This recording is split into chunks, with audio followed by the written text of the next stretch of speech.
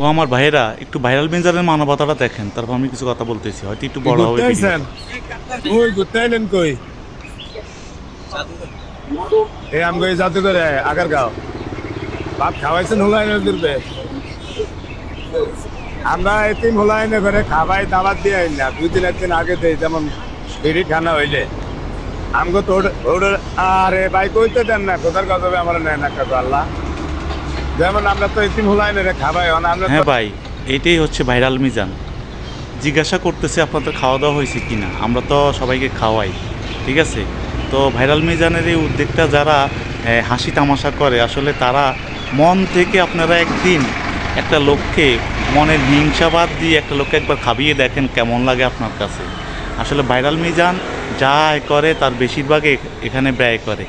আপনারা ভিডিওটা শেয়ার করে ওই সমস্ত লোকদেরকে দেখার সুযোগ করে দিবেন, আর সবাই ভাইরাল মিজানকে একটু সহযোগিতা করবেন, এটাই আপনাদের কাছে চাওয়া।